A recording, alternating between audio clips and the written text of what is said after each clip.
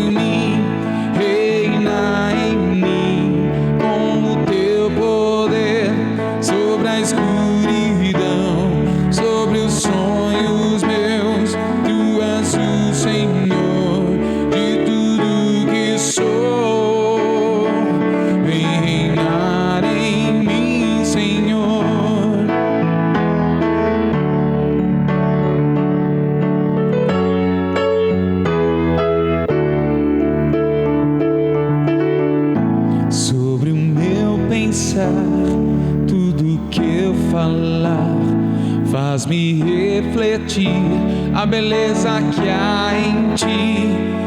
Tu és para mim mais que tudo aqui. Vem reinar de novo em mim, reina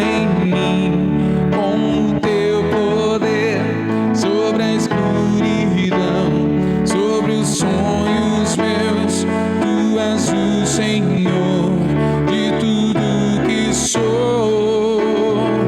Vem reinar em mim, Senhor, reina em mim, com o teu poder sobre a escuridão, sobre os sonhos meus. Tu és o Senhor de tudo que sou. Vem reinar em mim, Senhor. Vem reinar em mim, Senhor. Vem reinar em mim, Senhor. Estimada pastora Kátia, líder da Igreja Metodista Livre de Diadema, muito obrigado pelo honroso convite de, nesta oportunidade, participar com os irmãos e irmãs desta igreja de mais um culto de louvor e adoração ao Senhor nosso Deus. Quero também cumprimentar meu querido amigo, Dr. Marcos Abi, e todos aqueles que nos acompanham pelas redes sociais. Cumprimento a todos com a doce paz de nosso Senhor e Salvador Jesus Cristo. Desejo ler na Palavra de Deus o texto que está no livro de Provérbios, capítulo 3, versículos 5 e 6. Diz assim o texto sagrado: confie no Senhor de todo o seu coração e não se apoie no seu próprio entendimento. Reconheça o Senhor em todos os seus caminhos e Ele endireitará as suas veredas. A Bíblia contém uma grande variedade de literatura.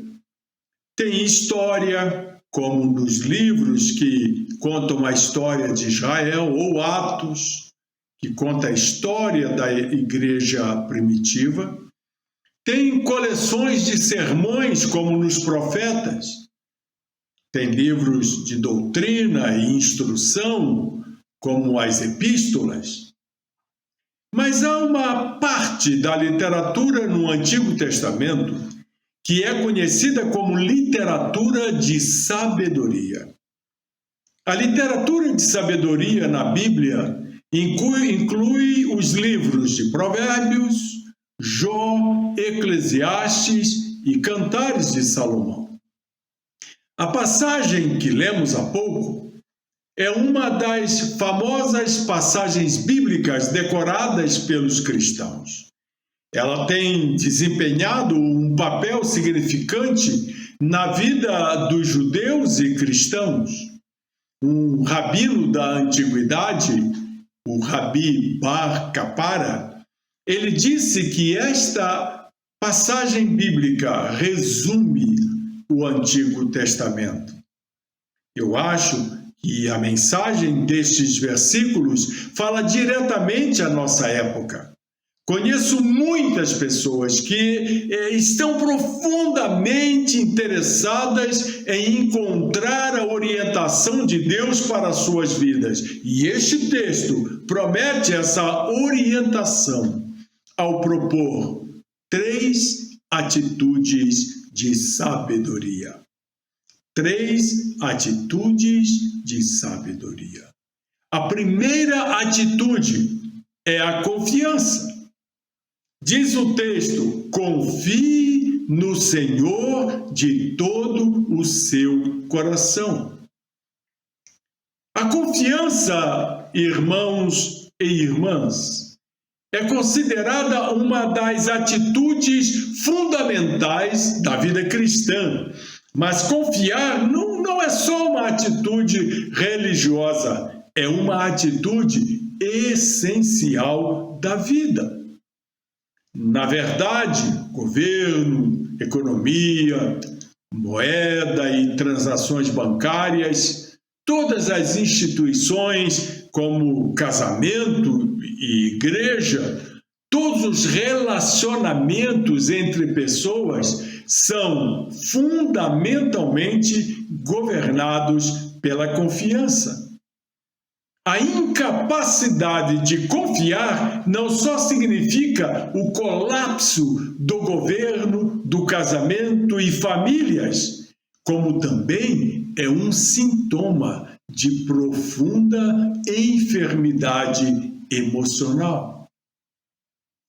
A confiança, então, é a capacidade de descansar na certeza de que as pessoas estão do nosso lado. No entanto, temos consciência da existência do diabo. Além disso, já fomos traídos de alguma forma. Já experimentamos tragédias ou derrotas em nossa vida, mas concordamos que uma atitude de confiança nas pessoas é essencial para a nossa paz de espírito. Por outro lado, se você olhar só para esta vida, afirmando a necessidade e o direito de confiar, você é um tolo ou uma tola. Há alguma coisa além da vida da qual podemos depender. Não podemos depender da natureza. Às vezes ela produz chuva demais, às vezes chuva de menos. Também não podemos depender dos amigos. Às vezes eles não nos ajudam nem um pouquinho. Às vezes eles nos ajudam demais. Mas há alguém em quem podemos colocar nossa confiança. Diz o texto sagrado: confie no Senhor de todo o seu coração. Não há segurança na vida, a não ser confiando em Deus e em seu Filho Jesus Cristo. O Salmo 37 diz: confie no Senhor e faze o bem. Entregue o seu caminho ao Senhor, confie nele e o mais ele fará. Se sua atitude para com a vida não é de repouso, mas de agitação, entregue o seu caminho a Deus. Vou tomar um golinho de água aqui para molhar a garganta.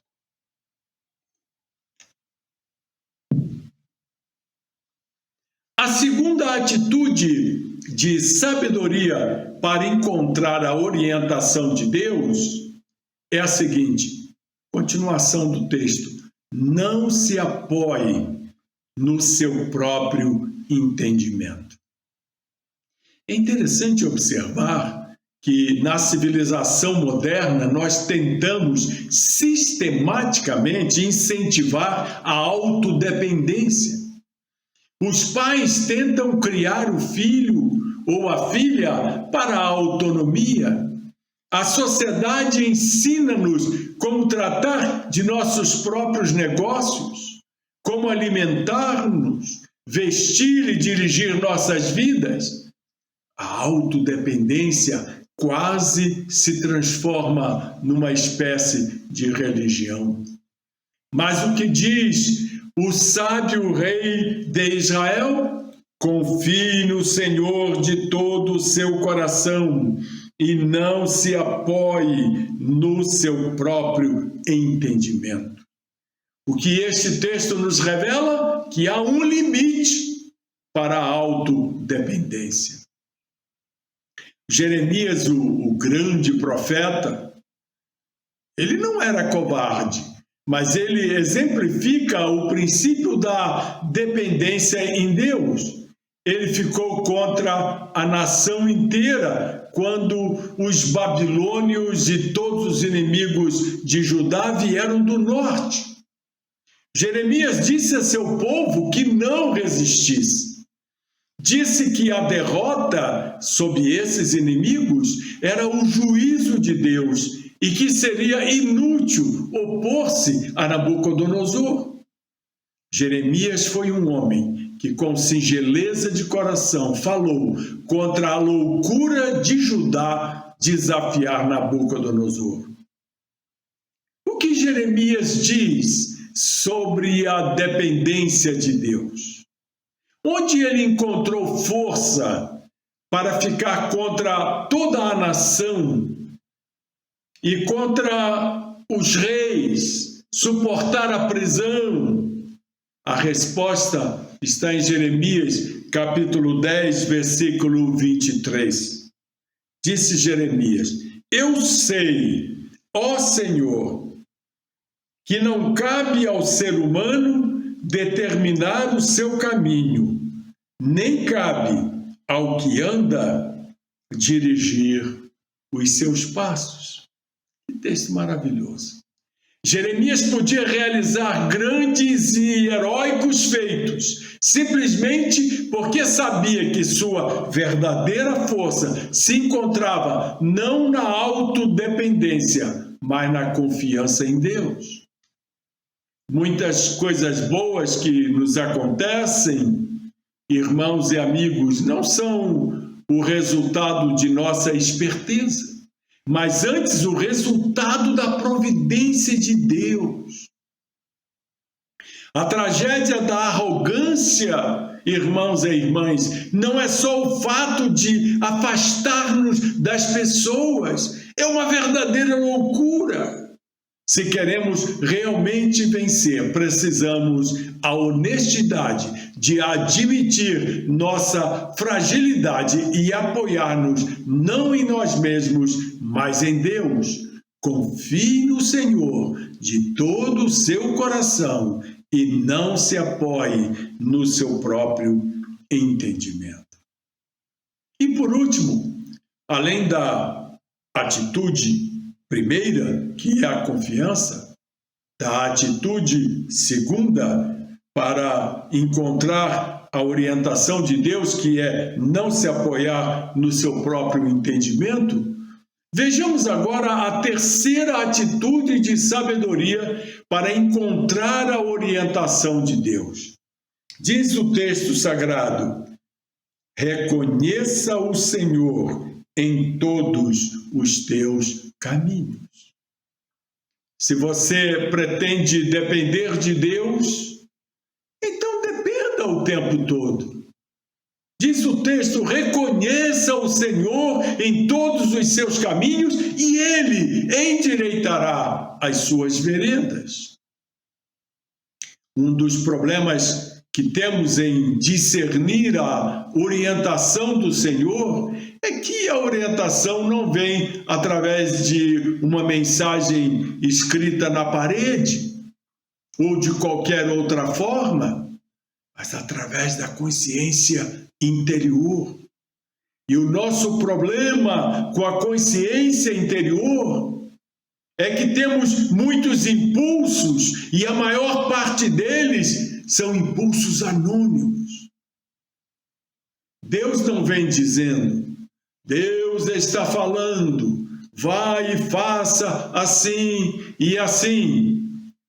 Não é desse jeito que acontece. A orientação de Deus não é nunca uma coisa fácil. Então, como você reconhece a diferença entre a voz de Deus e a voz do diabo? A maneira de ter certeza da orientação de Deus, segundo a Bíblia, é reconhecê-lo em todos os seus caminhos. Faça dele o Senhor em todos os seus caminhos. Não existe outro meio. Deus se afasta de um coração dividido.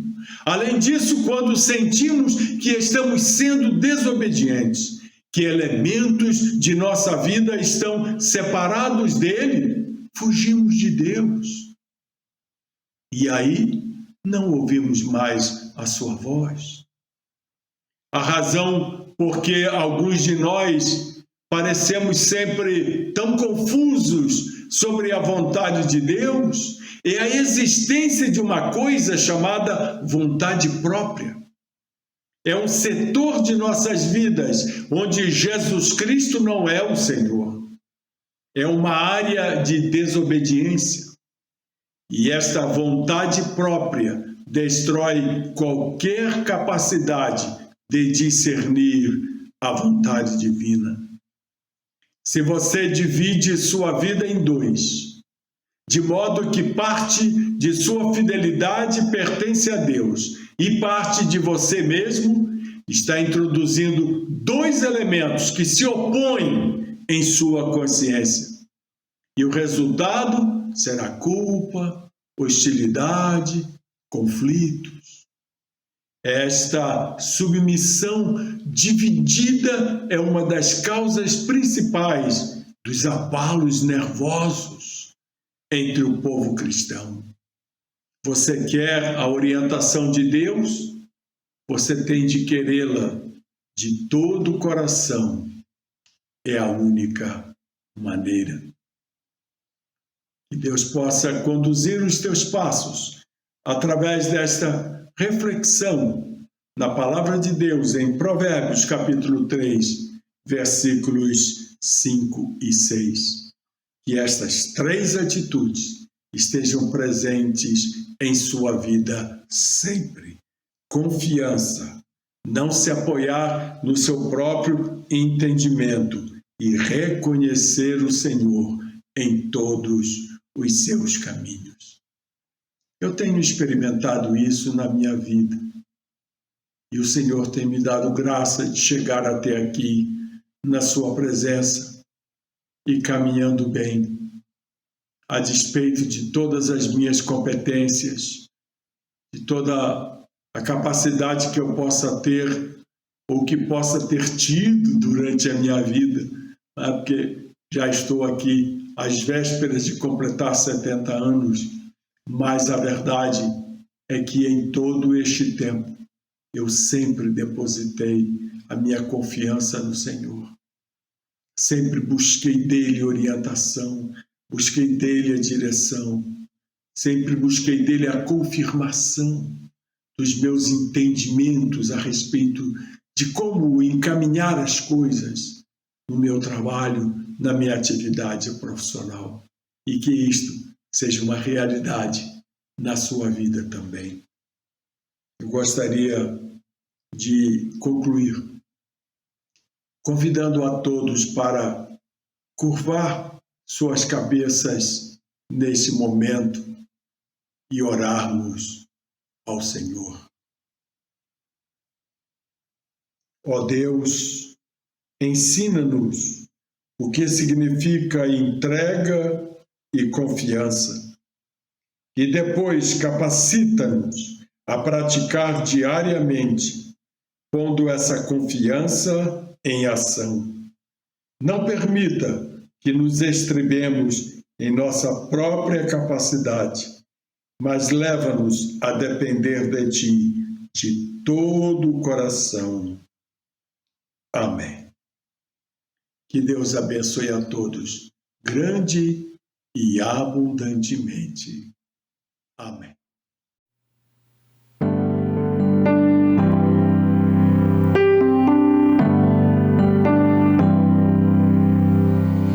Vem, derrama paz, vem, derrama as bênçãos sobre este povo que se chama povo teu. Dá-nos teu amor, dá-nos tua força, para que tentações não venham a nos desviar.